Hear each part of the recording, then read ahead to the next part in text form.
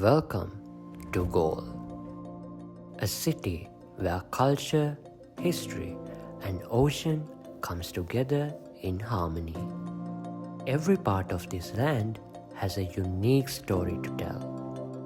This is a land where culture is not just preserved, it lives in the hearts of its people. Just a short journey from Galle lies Koggala, a quiet coastal side known for one of Sri Lanka's most unique traditions, still fishing.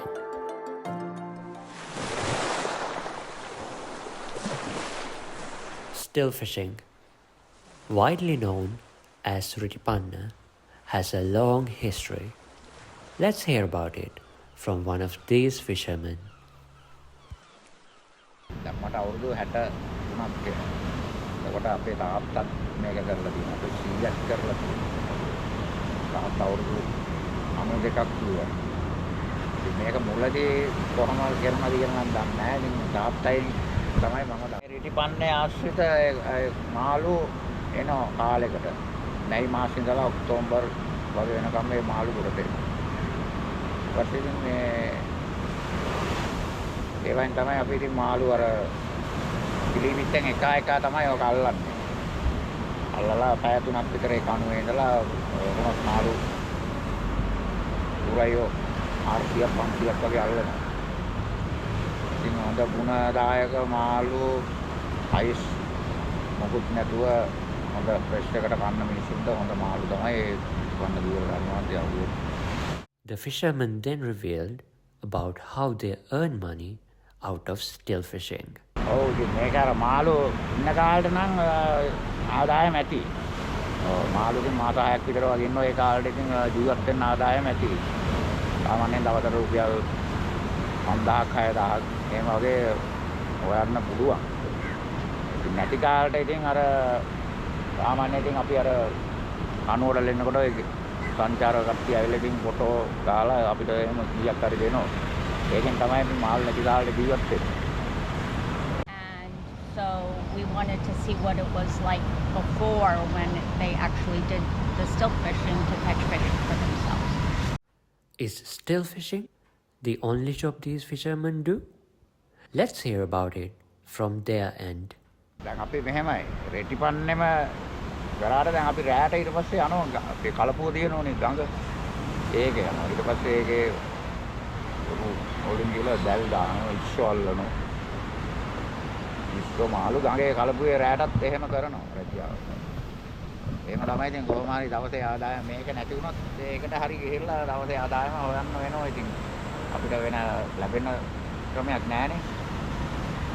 Let's hear about Koramburu Kanuwa. In other words, the structure that these fishermen are seated when still fishing. අපි දැන් වැඩිම ගන්න ඇට්ටෝනිය ගන්න. ඇට්ටෝනිය ගන්න දැන් නැහැ ඉතින් එහෙම ගහක් කියලා නැහැ ඉපිල් ගන්නවා. ගොරක ගන්නවා. ගන්න දැන් ඉතින් අවුලා ඉස්සෙල්ලා ඇට්ටෝනිය තමයි වැඩිම ගන්න. දැන් යකට වයිප්පක් දානවනේ.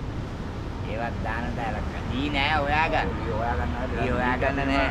පොඩ තහනම් කරලා රෙඩි වෙන්නේ එන්නේ අර ඇට්ටෝනිය තමයි ඉතින් ඒක තහනමක් නැති ගහ තමයි ඇට්ටෝනිය. දැන් ගක්කරේ යකඩ තමයි වාල්දා කරන්නේ.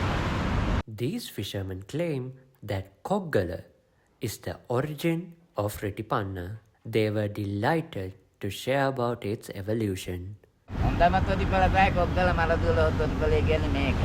මේක තමයි ජනප්‍රියම තොටිපළ කරන්නේ. පටන් ගෑම මේ තොටිපළෙන් තමයි තොටිපළ කර්මාන්තේ පටන් ගන්න. අපි තමයි මේ කාලේ ගිහලා පොල්ලේනේ දේනුවල ගොයිය පානේ මිදිගම මෙහෙන් තල්පියාරේනේ අපි ගිහලා තමයි මාළු බාල පුරුදු කරේ. දැන් මේ පැත්තේ ඒ කාන්දේ ගිලීගත්ත ගන්න දන්නේ නැහැ. අපි ගිහලා ඒ ගෙවල් වල අපි භාගෙට භාගේ ඒවයි බාන්නේ. ඒ කියන්නේ රුපියල් දුන්නත් අපිට රටකනා ඒ කාලේ දෙන්නේ. අපි ගිලීගතියම ගෑවා. ඒගොල්ලෝ ඉගෙන ගත්තා. දැන් ඒවයි යන්න බෑ. අපි ඉතින් මේක තමයි දැන් බාන්නේ. මේක අපිට තොට්පළවල් තුනක් තියෙනවා. මොදර ඉල්ලයි මරදුවලයි අන්දන තොට්පළ. After, they explained how some equipments are handmade. අන්න විලීකට. මේක හැමක් මොකුත් නෑ අපිම ගන්න මේ කටු.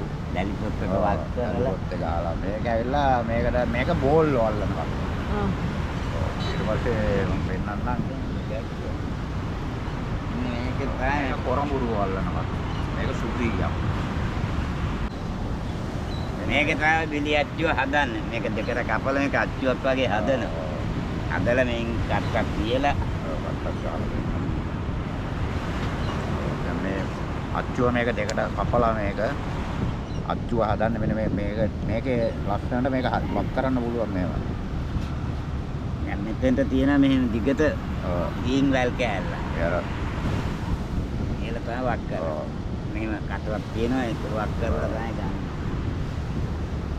යාරන්තනා වගේ වෙනවක වැක්කල. නැත්නම් එක එක කපලා අරන් උල් කරලා තලලා අච්චුව ඉන්නවා ඊට පස්සේ මේ ගාලා ඊයත් මේව දාලා ඊයන් වක් කරාම මේකේ අර ගානට කම්බිය තියලා හැදෙනවා. ඒ උපකරණ ඉතින් ගෙවල් වල තියෙන්නේ දෙන්නට ගේන්නේ නැහැ. Then they explain about some rituals that are linked with still fishing. මේක ඉස්සර නම් අපි සීයලයි කාලේ වගේ තියුණලු මාළු නැති කාලේ ගරාතෝ වෙන්නතනවා බූල් කපනවා ඒව කරන අපේ පොඩි කාලේ තියුණා දැන් නම් ඒව නැහැ. In conclusion, we can see that still fishing is more than just a way of fishing. It is a symbol of our culture and harmony with our ocean.